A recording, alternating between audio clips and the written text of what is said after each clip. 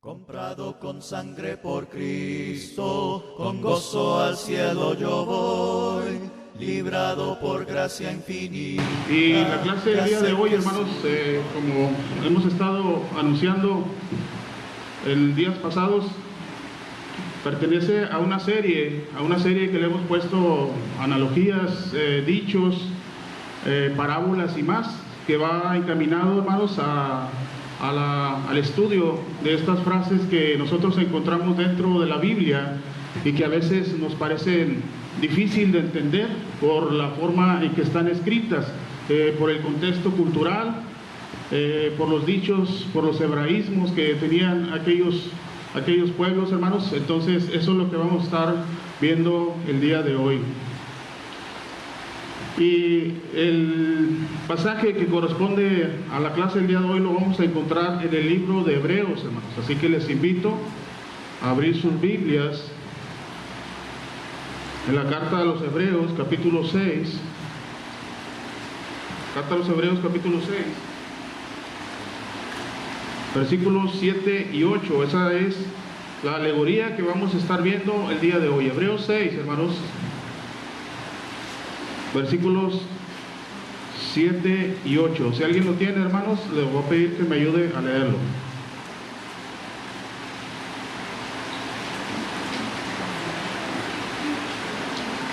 Porque la tierra que bebe la lluvia muchas veces cae sobre ella y produce hierba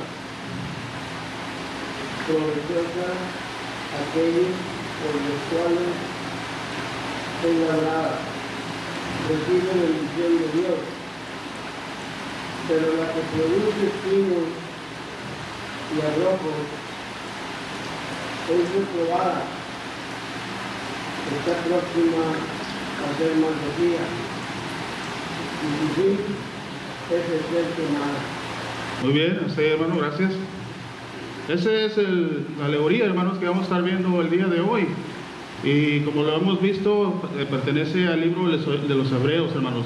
Una de las cosas que nos enseña a estudiar la Biblia, hermanos, o la primera regla fundamental, podríamos decir, cuando uno lee la Biblia o estudia la Biblia, hermanos, es que nosotros debemos de dejar que la Biblia sea su propio intérprete. Esa es la primera regla que nosotros debemos de observar cuando miramos pasajes de este tipo. Entonces es importante de parte de nosotros, hermanos, tener en cuenta esta regla fundamental, que nosotros debemos de dejar que la Biblia se interprete a sí mismo. Y es necesario, hermanos, porque, por ejemplo, dice la segunda carta de Pedro, el mismo apóstol Pedro, en el capítulo 3 y versículo 16 de la segunda carta de Pedro, hablando de Pablo, desde el versículo 15, dice: y tened entendido que la paciencia de nuestro Señor Jesucristo es para salvación, como también nuestro amado hermano Pablo, según la sabiduría que le ha sido dada, os ha escrito. Y luego dice el versículo 16, casi en todas sus epístolas, hablando en ellas de estas cosas, entre las cuales hay algunas difíciles de entender, las cuales los indoctos e inconstantes tuercen, como también las otras escrituras para su propia perdición. Entonces, lo que escribe Pedro aquí es importante, hermanos. También Pedro dice que la palabra de Dios no es de interpretación privada, mas sin embargo se necesita, hermanos, estudiarla, ¿sí? Por eso cita a aquellos indoctos e inconstantes, ¿verdad? Que por esa razón ellos tuercen. Y el pasaje que estamos viendo en este día tiene mucho que ver con eso, con la inconstancia. Entonces, hermanos, viendo esto, vamos a estudiar esta porción de la Escritura bajo tres conceptos o bajo tres direcciones. El primero de ellos, el punto inicial del mensaje. En segundo lugar, bajo qué situación está escrito este pasaje que acabamos de leer. Y por último, tercer punto, sacar una aplicación que sea útil para nosotros. El pasaje, hermanos, como ya lo hemos leído, se encuentra en el libro a los Hebreos. Este libro, hermanos, el libro de los Hebreos, o la carta de los Hebreos, se caracteriza por estar lleno de comparaciones. Si usted empieza a ver el libro de los Hebreos, hermanos, desde los primeros capítulos, empezamos a ver comparaciones, por ejemplo, entre Cristo y los ángeles, por ejemplo, entre Moisés y Cristo, entre la ley antigua y la ley nueva, la ley de Cristo, la gracia. Y este libro está lleno de eso, y también está lleno, hermanos, de advertencias hacia nosotros. Por ejemplo, el 2.1 dice: por tanto es necesario que con más diligencia atendamos las cosas que hemos oído, no sea que nos deslicemos. Y todo esto, hermanos, enfocado hacia Cristo Jesús. Por eso, inmediatamente que empieza el libro de los Hebreos, empieza diciendo: Dios, habiendo hablado de muchas veces y de muchas maneras en otro tiempo a los padres por los profetas, en estos postreros días nos ha hablado por el Hijo, a quien constituyó heredero de todo y por quien asimismo hizo el universo, siendo el resplandor de su gloria. Entonces, el escritor a los Hebreos empieza haciendo esta comparación. También, hermanos, podríamos decir que lo que está situado, el pasaje que leímos, el escritor a los Hebreos está haciendo una comparación entre el sacerdocio levítico y el sacerdocio de Cristo. Ese es el contexto del pasaje que estamos leyendo. Como leímos, la primera regla fundamental de la hermenéutica es eso. Entonces nosotros, para poder entender lo que leímos, necesitamos estudiar lo que está anteriormente al pasaje. Y eso nos va a dar una idea más clara de lo que quiere decir. Y el escritor a los Hebreos, desde el capítulo 4, el capítulo 5, capítulo 6, capítulo 7 y hasta el capítulo 8, hermanos, está abarcando este tema acerca del sacerdocio de Cristo como superior al sacerdocio levítico, ¿sí? Con un fin. Esto para hacer entender a los hebreos cristianos, a los hermanos hebreos cristianos, que ellos tenían que abandonar las prácticas judías, los ritos de la ley de Moisés con sus ritos. Porque se cree que esta carta, hermanos, fue escrita todavía cuando el templo estaba de pie. Pues, por ejemplo, si vemos el capítulo 10, versículos 1 al 4, capítulo 10, versículos 1 al 4, nos dice: porque la ley, teniendo la sombra de los bienes venideros, no la imagen misma de las cosas, nunca puede, por los mismos sacrificios que se ofrecen continuamente cada año, hacer perfectos a los que se acercan. De otra manera cesarían de ofrecerse, pues los que tributan este culto, limpios una vez, no tendrían ya más conciencia de pecado. Pero estos sacrificios cada año se hace memoria de los pecados. Entonces el escritor a los Hebreos, hermanos, está hablando de los sacrificios como algo presente, como algo que se estaba haciendo todavía cuando se escribió esta carta.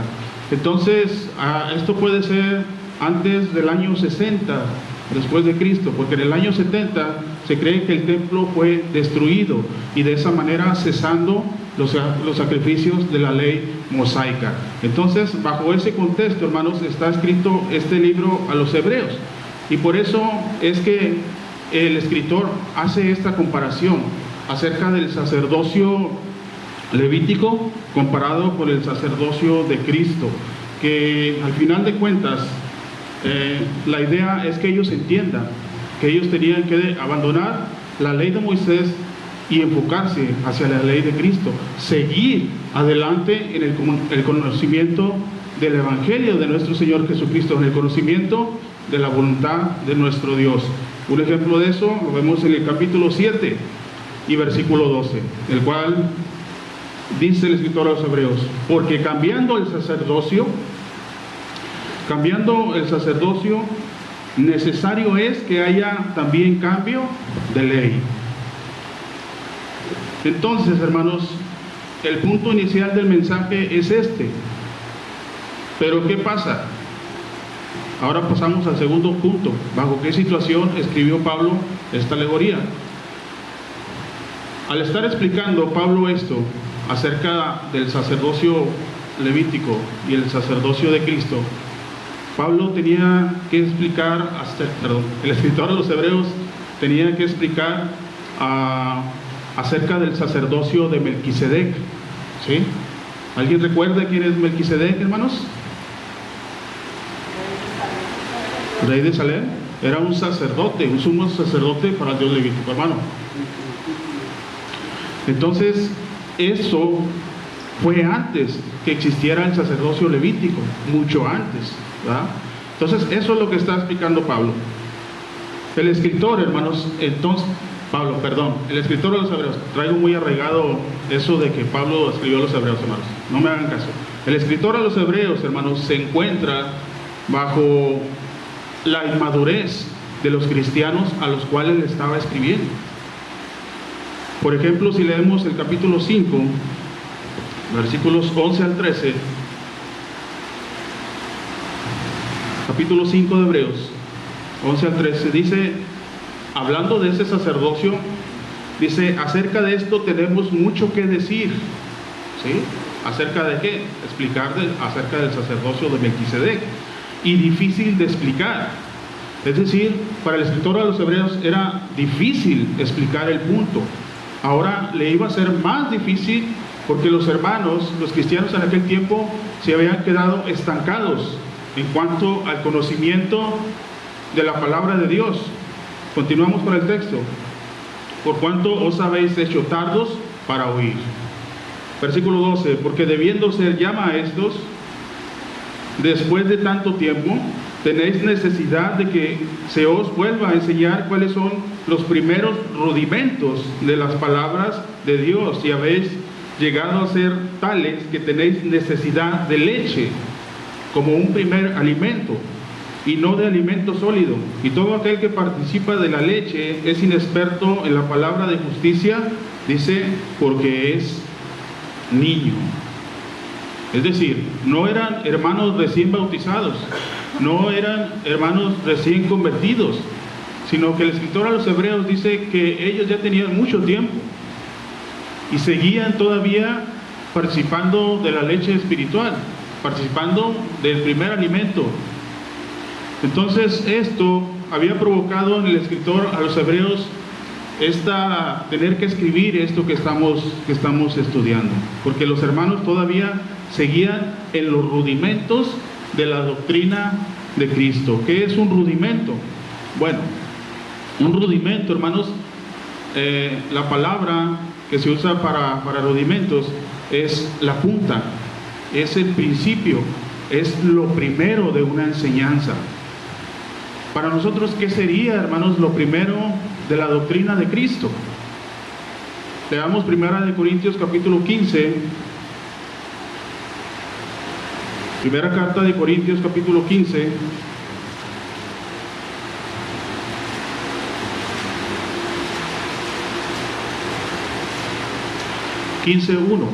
Dice, además os declaro, hermanos, el evangelio que os he predicado, en el cual también recibisteis, en el cual también perseveráis, por el cual también, si retenéis la palabra que os he predicado, sois salvos, si no creísteis en vano. Versículo 3, porque primeramente os he enseñado. Aquí está hablando, ahora sí Pablo, de lo rudimentario, de los rudimentos. Primeramente os he enseñado lo que asimismo recibí, lo que a Pablo le predicó Ananías en aquel tiempo cuando él fue bautizado. Dice, por el cual asimismo, si retenéis la palabra que he recibido, sois salvos si no creéis. Porque primeramente os he enseñado lo que asimismo recibí, que Cristo murió, dice, por nuestros pecados, conforme a las Escrituras, que fue sepultado y que resucitó al tercer día, conforme a las Escrituras, y que apareció a Cefas y después a los 12. Entonces los rudimentos de la doctrina de Cristo es esto que Pablo está hablando. De alguna manera podríamos decir que es el plan de salvación que nosotros hemos recibido. Y esto es de llamar la atención, hermanos, porque el escritor a los Hebreos habla de una forma de apostasía. ¿Qué es la apostasía? Es alejarse de la fe, ir abandonando el camino. Y al parecer, el quedarse estancados, o el quedarnos nosotros estancados en los rudimentos, en lo primero que nosotros hemos recibido como enseñanza, hermanos, al parecer es una forma de apostasía. Entonces nosotros debemos de analizarlo. Nosotros debemos de hacernos un examen, hermanos, a ver en qué posición estamos nosotros. ¿Somos capaces, hermanos, de entender cosas más difíciles? ¿O todavía es necesario que se nos vuelva a predicar lo que dice el capítulo 6:1 dice de Hebreos? Por tanto, ya dejando los rudimentos de la doctrina de Cristo, vamos adelante a la perfección, no echando otra vez el fundamento del arrepentimiento de obras muertas, la fe en Dios, la doctrina de bautismo, la imposición de manos, de la resurrección de los muertos y del juicio eterno, lo que leíamos en 1 Corintios 15. ¿O es necesario, hermanos, que se nos tengan que estar predicando y predicando y predicando estas mismas cosas?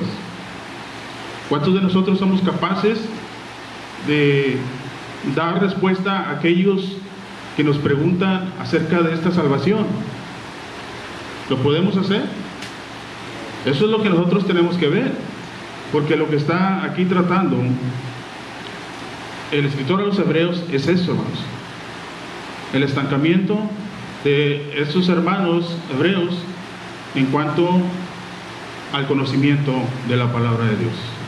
Pero ¿qué pasa? Que el escritor a los hebreos no puede avanzar porque ellos todavía están con lo rudimentario, con las primeras cosas en cuanto al conocimiento de nuestro Señor Jesucristo. Y dice el escritor a los hebreos, hermanos, que si es necesario nosotros tenemos que avanzar hacia la perfección. ¿Qué es la perfección, hermanos? La perfección no es otra cosa que la madurez espiritual. Eso es lo que quiere decir aquí, perfección. Es alguien que está mentalmente y moralmente completo en cuanto al conocimiento de nuestro Señor Jesucristo. El 6.1, la versión del lenguaje sencillo, dice: por eso sigamos aprendiendo más y más hasta que llegamos a ser cristianos maduros. Eso es lo que quiere decir, vamos adelante a la perfección, es decir, no nos quedemos estancados.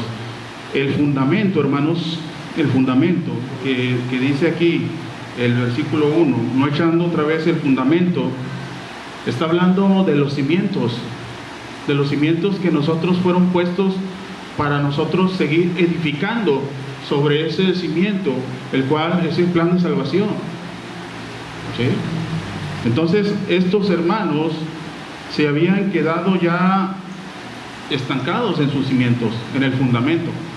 Y si el fundamento no está bien puesto, o si no hay fundamento, hermanos, difícilmente va a crecer, difícilmente usted va a ir adelante, usted y yo va a ir adelante en el conocimiento de la verdad, porque no hay cimientos, no hay fundamento. Vea lo que dice Lucas capítulo 6.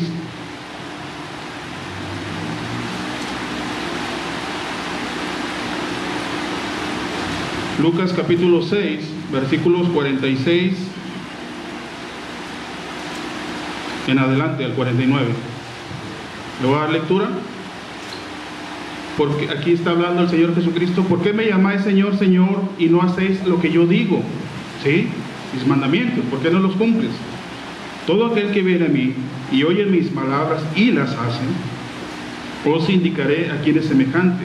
Semejante es el hombre que al edificar una casa y cavó hondo y puso su fundamento sobre la roca, y cuando vino una inundación y el río dio con ímpetu contra aquella casa, pero no la pudo mover, porque estaba fundada sobre la roca, la cual es Cristo. Versículo 49, mas el que oyó y no hizo, semejante es al hombre que edificó su casa sobre la tierra.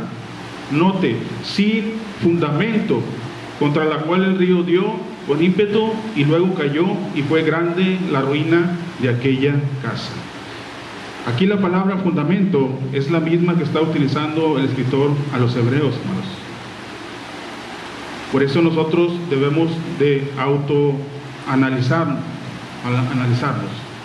si nuestro fundamento está bien puesto, hermanos, porque si no está bien puesto y estamos edificando sobre la tierra, es decir, escuchamos pero no hacemos, eso es edificar sobre la tierra, nuestra ruina va a ser grande, hermano. Va a ser grande cuando Cristo venga. ¿Ok?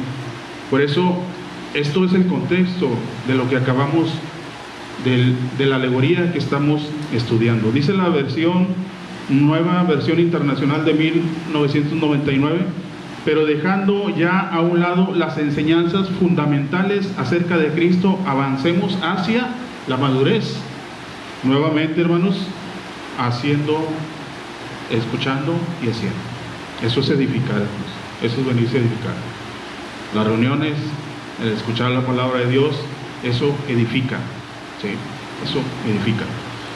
Las personas, hermanos, que están descritas aquí en el libro de los Hebreos, son personas que eran cristianas, que habían perdido su fe, y estaban en gran peligro en cuanto a la apostasía. Se estaban alejando de Dios, hermanos, se estaban alejando de Dios. Por eso decimos que si el quedarse estancados en el conocimiento de nuestro Señor Jesucristo es una forma de apostasía, nosotros debemos de tener cuidado también, porque puede ser que no nos estemos dando cuenta y nos esté pasando lo mismo. ¿Sí? Nos esté pasando lo mismo. Solamente vengamos, escuchamos y no hacemos nada, hermanos, en cuanto al camino, en cuanto al conocimiento y en cuanto a la obediencia. ¿Sí? Versículo, vuélvase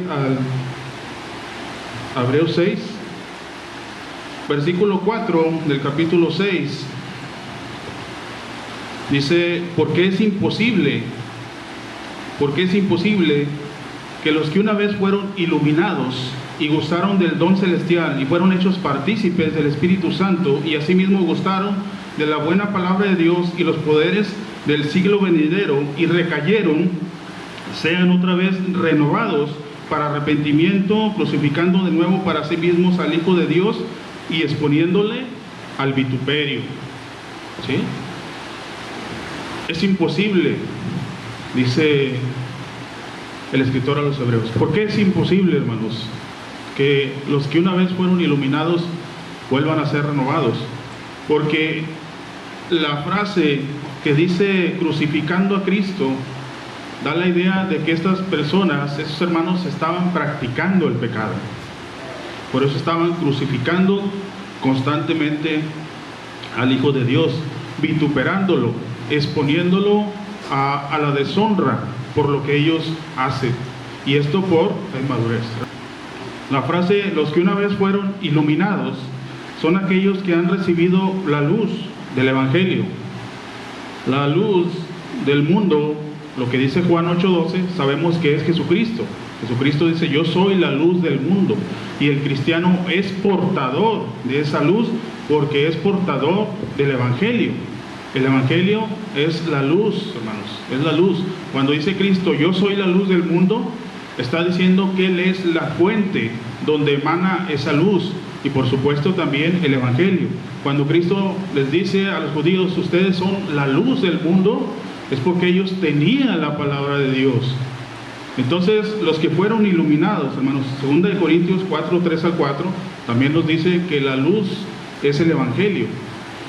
Los que fueron iluminados, hermanos, es sinónimo de aquellos que recibieron el conocimiento de la verdad, es decir, el Evangelio.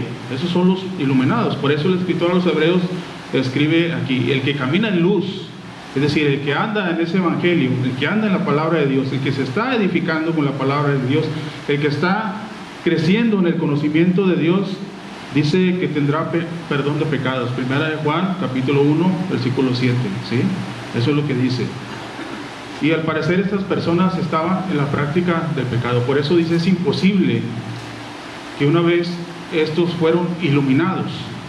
Cuando habla del don celestial, dice el versículo 4, y gustaron del don celestial, está hablando del regalo de la salvación que viene por Cristo Jesús.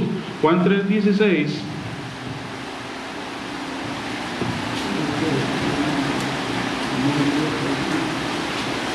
Juan 3:16, Cristo hablando con Nicodemo, porque de tal manera amó Dios al mundo que ha dado a su Hijo unigénito, para que todo aquel que en él crea no se pierda, mas tenga vida eterna. Porque no envió Dios a su Hijo al mundo para condenar el mundo, sino para que el mundo sea salvo por él. Ese es el don celestial, ese es el regalo que Dios le ha dado a la humanidad, a su Hijo Jesucristo, y por medio de él la salvación. Entonces, cuando aquí el don celestial se refiere a la salvación, es decir, aquellos que fueron iluminados y que fueron hechos salvos. Y también dice que fueron hechos partícipes del Espíritu Santo. ¿Cuándo recibimos nosotros el Espíritu Santo? En el bautismo. Hechos 2:38 lo dice. Y Romanos 5:5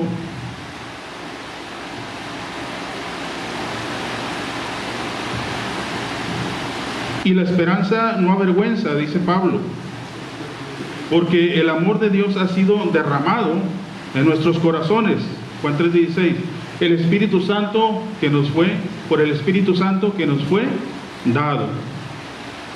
También estos hermanos habían participado de la palabra de Dios, ¿sí? Habla de edificarnos, habla del cumplimiento de la iglesia hacia el mandamiento de Mateo 28:20, de ir por todo el mundo a predicar el Evangelio, a todo el que creyere y fuera bautizado será salvo. Y luego dice, y que guarden todas las cosas que yo os he mandado. También dice, hermanos, que los poderes del siglo venidero, haciendo referencia a la era mesiánica que ya había sido cumplida, y a las promesas que por ellas vendrían, hermanos. Todas estas cosas, hermanos, déjame decirle que nosotros también las hemos recibido. Todas estas cosas que acabamos de mencionar, cada uno de los que estamos sentados aquí y hemos sido bautizados, las hemos recibido también, hermanos. Entonces, esta palabra también es para nosotros. Por eso decíamos, debemos de tener cuidado en cuanto a lo que estamos haciendo con nuestra vida espiritual. Y es aquí donde toma sentido ahora sí la alegoría que vamos a ver. Después de haber leído el contexto de esta alegoría, dice la alegoría, porque la tierra, ahora lo va a ser más fácil entenderlo, porque la tierra que bebe la lluvia, que muchas veces cae sobre ella y produce hierba provechosa, aquellos por los cuales es labrada recibe bendición de Dios, pero la que produce espinos y abrojos es reprobada y está próxima a ser maldecida. Esto es una alegoría, hermanos. ¿Qué es una alegoría? Una alegoría es una historia que consta de varias metáforas unidas, representando cada una de ellas realidades correspondientes. Eso es lo que es una metáfora. Y primeramente vemos varios elementos: la tierra, la lluvia, los frutos, ¿sí? ¿Qué creen ustedes que sea la tierra aquí, hermanos? Después de haber leído lo que hemos leído, ¿qué se les viene a la mente que sea la tierra o que represente la tierra aquí? Hermano. Exacto. Y es lo que dice, por ejemplo, la parábola del sembrador del Señor Jesucristo, que la semilla donde se siembra el Evangelio la compara con la tierra, con los corazones. Entonces nosotros somos la tierra. Pero también habla de la lluvia. ¿Qué será la lluvia aquí? Lo acabamos de leer, lo acabamos de explicar. ¿Qué es la lluvia? Las bendiciones de Dios. El ser iluminados, el recibir el don celestial. La lluvia siempre está asociada, casi siempre está asociada con la bendición de Dios, porque viene de arriba. Y así como la lluvia, dice el Señor Jesucristo en Mateo 5:45, que cae sobre todos, sobre buenos y malos, así también dentro de nosotros ha caído estas bendiciones. Es decir, usted no puede decir, es que al hermano Leobardo Dios lo ha bendecido más que a mí. No. Para todos la lluvia significa las mismas bendiciones que Dios nos está dando. La diferencia es la tierra donde ha caído esa lluvia. Digo que la lluvia generalmente es asociada con las bendiciones de Dios, pero también a veces es asociada con la ira de Dios. Por ejemplo, en Génesis 19:24, Éxodo 9:3, también, porque también la ira de Dios viene del cielo hacia la tierra. Pero aquí está hablando de bendición. Y dice el pasaje que todos hemos sido bendecidos de la misma manera. Pero la diferencia, hermanos, son los frutos que nosotros estamos dando. Esa es la explicación de la alegoría. La hierba provechosa. La hierba provechosa son los buenos actos. Es el conocimiento puesto en práctica. Es el conocimiento aplicado. Lo que nos hace crecer. Es decir, el aprovechamiento de esas bendiciones que Dios nos ha dado. Y el Señor Jesús en Mateo 7:15, cuando habla de los frutos que producían en aquel tiempo los fariseos, eran malos. Y el Señor dice, por sus frutos los vas a conocer. Entonces nosotros debemos de entender esto, hermanos. Espinos y abrojos. ¿Qué es un espino y abrojo? ¿Conocen los cadillos? Los cadillos que a veces salen por aquí, que nomás pasas y se te pegan todos. Si hay muchas plantas, se te pegan todos por toda la ropa. Esos son los abrojos. ¿Y para qué sirven esos, hermanos? ¿Para qué sirven?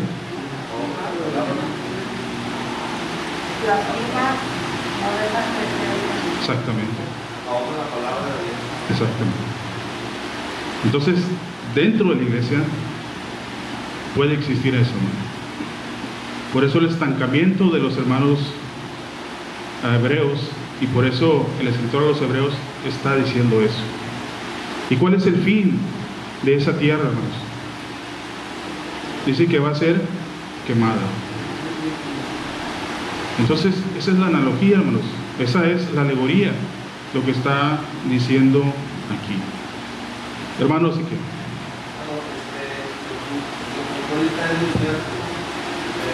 Las bendiciones para todos son las mismas, e inclusive, hermanos, para el que no conociera a nuestro Dios es bendecido. Cuando Él entiende el Evangelio, viene los pies de Jesucristo mediante el bautismo, Él ya va a dar frutos, porque entendió que las bendiciones vienen de Dios. Eso es bien hermoso y muy bonito ver a personas que han entendido que las bendiciones en su vida no las del mundo, no las dan. Exactamente. Y esto lo vemos, por ejemplo, el que produce espinos y abrojos está próximo, esa tierra está próxima a ser quemada, porque no sirve para nada. Mas el que recibe fruto, dice Juan 15, cuando habla el Señor Jesucristo de la vid verdadera, que dice, yo soy la vid verdadera y mi Padre es el labrador. Juan 15:1, todo pámpano que en mí no lleva fruto, lo quitará. Y luego note lo que dice el versículo 2, y todo aquel que lleva fruto lo limpiará para que lleve más fruto. Es decir, si usted tiene esos frutos, Cristo los va a recibir, porque es lo que está diciendo, lo limpiará, los va a quitar de usted y lo va a bendecir más. Dice, para que dé más fruto. Eso es señal de cuidado, eso es señal de que Cristo está atento de usted por ser buena tierra. ¿Qué podemos sacar entonces, hermanos, en cuanto a la aplicación para nosotros como tercer punto? ¿Qué podemos sacar como aplicación, hermanos? Bueno, lo que nos quiere decir entonces, después de analizar el contexto y las figuras de esta alegoría, es que el escritor está comparando estos dos tipos de personas con las tierras, hermanos. Igual lo que comentábamos hace un momento, que la tierra recibe la misma bendición, pero no producen los mismos frutos, y eso lo debemos de aplicar hacia nosotros también. Debemos de autoanalizarnos en cuanto al conocimiento, porque de lo que está hablando el escritor a los hebreos aquí es del conocimiento. Por eso dice, avancemos hacia la perfección, porque los hermanos se habían quedado estancados. Nosotros debemos de pensar, hermanos, si realmente estamos quedándonos estancados o si realmente vamos creciendo en cuanto al conocimiento de la palabra de Dios. Y eso también es una forma de apostasía, hermanos. El quedarse estancado es una forma de irse alejando de Dios. Es ser fluctuante. Es como un cuerpo inerte sobre las olas del mar. El mar se lo va a llevar de aquí para allá, porque no tiene conocimiento, porque no tiene el ancla de la esperanza bien puesta en la roca.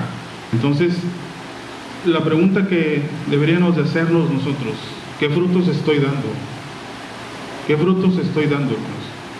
Porque de eso depende, literal, nuestra salvación. ¿Sí? Cuando dice Pedro que nosotros debemos de desear la leche espiritual, como recién nacidos, la leche espiritual, dice, con la cual crezcáis para salvación. Sin crecimiento no hay salvación. Entonces, eso es la aplicación para nosotros, hermanos. La aplicación para nosotros. Podríamos decir que dejar de crecer es una forma de irse alejando también del camino de nuestro Dios. Y como dice nuestro Señor Jesucristo, cuando vengan las pruebas, cuando vengan las tribulaciones, si nuestra vida no está sentada sobre la roca que es Cristo, vamos a caer. Vamos a caer. Como conclusión, hermanos, a este tema, Dios nos bendice. Depende de nosotros el crecer y edificarnos. Considere esto: el tener que estar enseñando lo mismo es un retraso no solo para la persona que está enseñando, sino también para todos los demás. Toda la iglesia, hermanos, como dice el escritor a los Hebreos, esto haremos si Dios lo permite. Pero tome en cuenta que si usted da buenos frutos, el Señor lo va a limpiar y lo va a bendecir más para que dé más frutos.